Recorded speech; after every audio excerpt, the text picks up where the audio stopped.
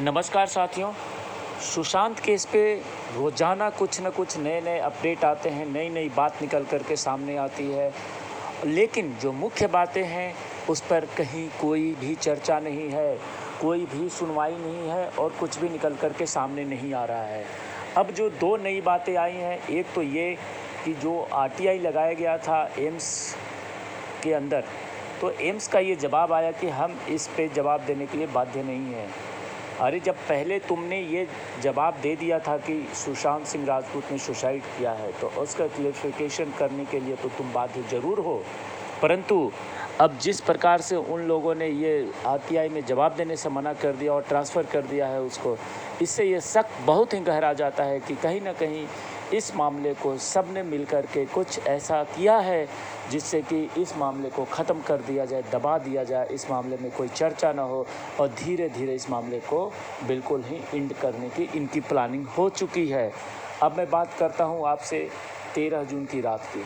13 जून की रात जितने लोग वहाँ पे शामिल थे, उन लोगों के खिलाफ ही अभी तक जांच एजेंसी ने कुछ भी एक्शन नहीं लिया है और उन लोगों के खिलाफ भी कोई बात नहीं हो रही है। सिर्फ एनसीबी की तरफ से गिरफ्तारी है। लेकिन 13 जून की रात एक ऐसा शख्स वहाँ मौजूद था जिसको कि अगले दिन वीडियो में देखा गया है। उस शख्स से अभी तक कोई पूछताछ नहीं हुई है। उसके बाद मैं आपको बता दूं कि वहाँ पे रिया चक्रवर्ती सुबह में पहुँचती हैं, काफ़ी तेज़ी से दौड़ते हुए अंदर की ओर जाती हैं। ये एक बहुत ही बड़ा शक पैदा करने वाला एक ऐसा वाक़या था, परंतु उसमें भी अभी तक कुछ भी नहीं किया गया।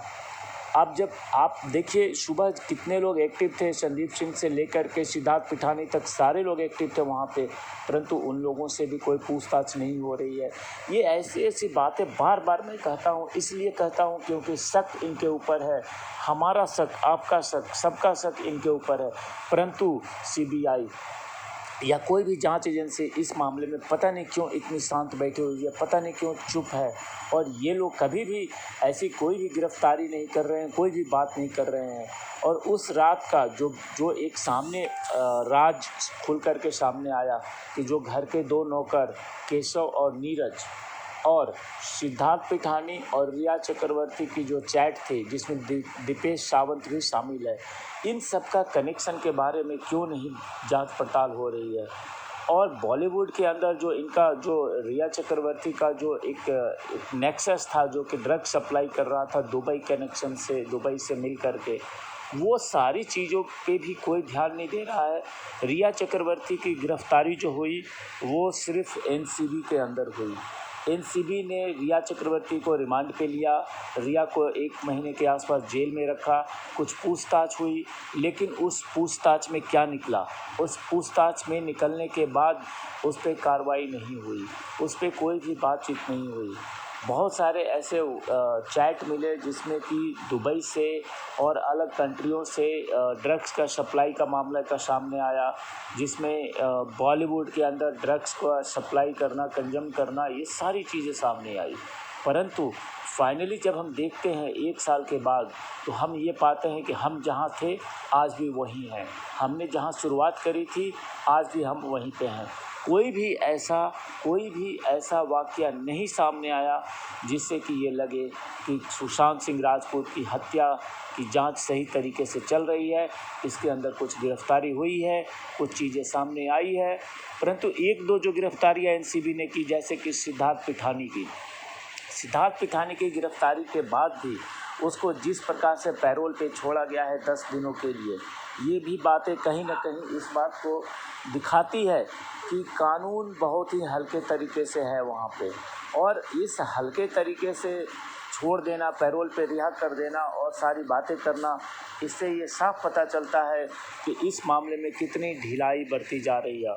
और इस मामले को जब तक एजेंसियां सीरियस तरीके से नहीं लेंगी, इस मामले को ख़त्म करने की कोशिश की जा रही है, ऐसा अंदेशा है, ऐसा शंका है, क्योंकि ऐसा पहले भी हो चुका है। और जिस प्रकार से ये मामला चल रहा है, 1 साल में 0/0 है जांच, तो ऐसे किसी भी केस को ख़त्म करने के लिए यही एक तरीका अपनाया जाता है कि एक लाइन का जवाब देना होता है कि हम इसमें जांच कर रहे हैं, हम अपने तरीके से काम कर रहे हैं और इस मामले को ऐसे ही जब फैंस जो हैं, 1 साल बीत गया, धीरे धीरे फैंस की संख्या कम होगी, लोग मायूस होंगे, लोग शांत हो जाएंगे और सीबीआई या कोई भी जांच एजेंसी हो वो 2-4 साल के बाद ऐसा अनाउंस कर देती है कि इस मामले में कहीं कुछ नहीं है। जैसा कि एम्स ने आज अपने जो भी उनका आरटीआई का रिप्लाई आया था उसमें उन्होंने कह दिया कि हम इस पे कोई भी जवाब नहीं देंगे, और दूसरा जो आरटीआई लगाया था उस पर भी रिप्लाई आया कि हम जांच कर रहे हैं। तो इससे ये पता चलता है कि इस मामले में न तो कोई जांच हो रहा है, न तो कुछ हो रहा है, और सब लोग आराम से बैठे हुए हैं शांति तरीके से, और कहीं न कहीं इस मामले को अब ख़त्म करने का पूरा प्रयास किया जा रहा है। और ये प्रयास हमें दिख भी रहा है, हम ये बातें केवल कह नहीं रहे हैं, ये सामने सब चीज़ हम लोग देख रहे हैं। तो 13 जून की रात कई ऐसे सबूत हैं, जैसे कि वो गिलास, जूस वाला गिलास, उसका फिंगरप्रिंट लेना, उस गिलास के बारे में जांच करना, जिस स्टूल पे बताया गया कि आत्महत्या की बात जो कही जा रही है, जिसकी कहानी बनाई गई, और मुंबई पुलिस ने आकर के आनन फानन में तुरंत आधे घंटे के अंदर डिक्लेयर कर दिया कि आत्महत्या है बिना जांच परख के, उस मामले को भी सही अब दिखाया जा रहा है, उस मामले को भी सही साबित करने की कोशिश की जा रही है। यानी कि हर कोई मिल कर के इस सुशांत सिंह राजपूत की हत्या को आत्महत्या का रूप देने का जो इनका जो प्रयास था उसको ये लोग पूरा करने की पूरी कोशिश कर रहे हैं, और इसमें वो कहीं ना कहीं सफल होते हुए दिख रहे हैं।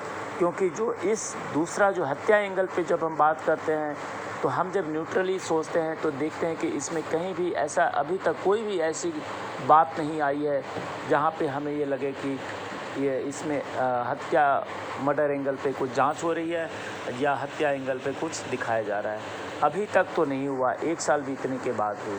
और एम्स हो या और भी जो भी कूपर हॉस्पिटल्स हो, इन सब ने मिल करके प्लान करके इस आत्महत्या की तरफ केस को मोड़ने का पूरा प्रयास किया है। और जो राजनीतिक इसमें जो इन्वॉल्वमेंट है वो भी साबित करता है कि सभी लोग मिल कर के हत्या के इस मामले को आत्महत्या का रूप देने का पूरा प्रयास कर रहे हैं। और हमें कहीं ना कहीं इस अब बहुत ही स्ट्रॉन्ग तरीके से इस आवाज़ को उठाना है। नहीं तो ये सारे पॉलिटिकल और डॉक्टर्स की जो लॉबी है ये सारे मिल कर के इस मामले को आत्महत्या करार दे देंगे। तो चलिए मजबूती के साथ बने रहिए।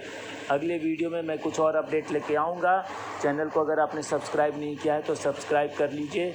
जय हिंद, जय भारत।